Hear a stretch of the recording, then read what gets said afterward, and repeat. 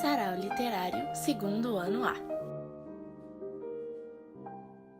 O romantismo foi um movimento artístico e filosófico surgido no final do século XVIII na Europa, durando até os fins do século XIX. Tal movimento esteve ligado a dois grandes acontecimentos históricos, a Revolução Francesa e a Revolução Industrial. Esses eventos culminaram no fim do absolutismo monárquico, na ascensão do liberalismo econômico e individualismo e na reorganização das relações de trabalho, levando à formação da sociedade burguesa. Esse movimento trouxe um novo sentido de vida, uma vez que prezava a livre iniciativa, o individualismo, o liberalismo burguês, o fim das barreiras sociais entre as classes, a extinção dos privilégios pessoais da nobreza, a supremacia do indivíduo e a ruptura com padrões clássicos. Além disso, haja vista que todos tiveram acesso à literatura, houve um aumento no número de leitores. É importante ressaltar que o romantismo coincidiu com a democratização da arte, resultado da Revolução Francesa, o que foi caracterizado como uma expressão artística da jovem burguesia. Nessa época surge o sarau, um evento artístico-cultural realizado no final da tarde ou no início da noite, em que as pessoas se encontram para se manifestarem artisticamente.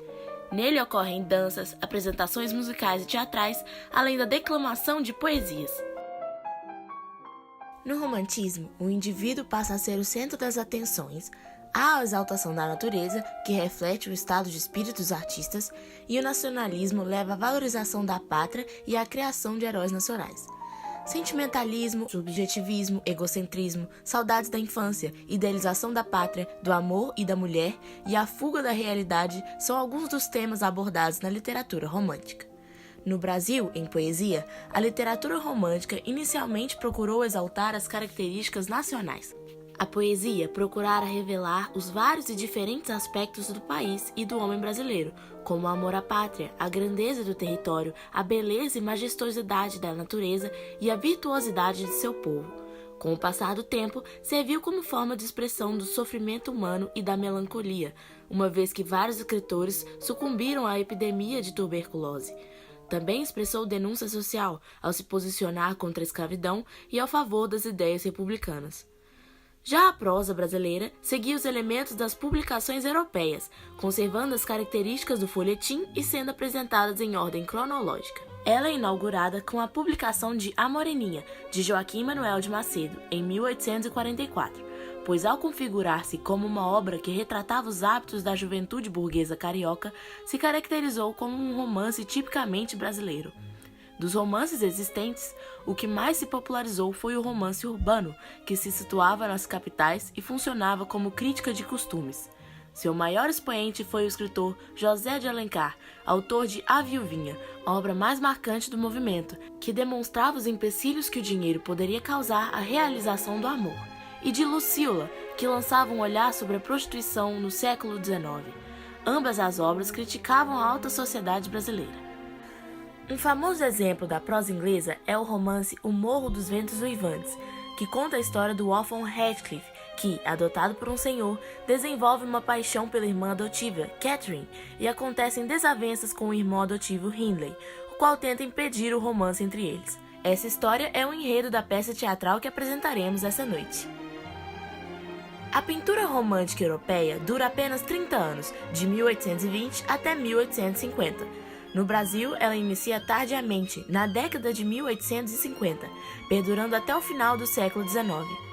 Nesse movimento fica evidente a emancipação do artista dos estilos acadêmicos e da encomenda, ou seja, a obra será feita pelo impulso, movida pelo desejo do indivíduo de criar e de se expressar. Assim, a pintura se torna fortemente individualizada e diversificada nos estilos e nos temas, sendo o pintor um intérprete do mundo, conferindo à realidade objetiva um olhar subjetivo, levando o espectador a dar um significado à pintura conforme suas emoções.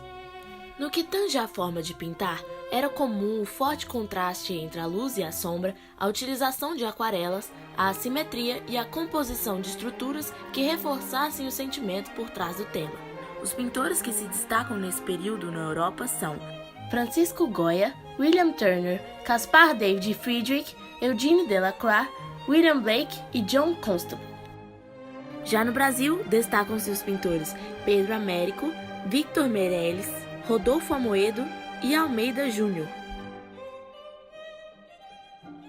A música romântica surge no final do século XVIII e dura, apesar do término da corrente literária no século XIX, até o início do século XX. As composições do período tendiam a extremos, ora buscava-se inspiração no passado, ora buscava-se romper com ele. O evocar da alma era o objetivo das músicas românticas.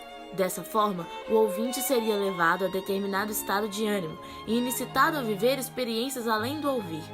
É notável também a identidade nacional que queria se construir com as músicas, pois a partir da segunda metade do século XIX, os compositores buscaram inspiração nos ritmos, danças, lendas e folclore próprios de suas nações.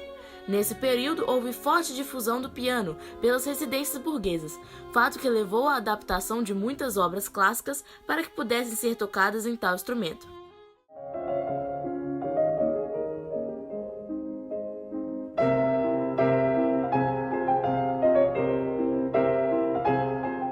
Além disso, destaca-se a ópera, que ganhou força sobretudo na Itália, lugar no qual houve intensa valorização do enredo e da atuação dos cantores, mesclando música e teatro numa só manifestação artística.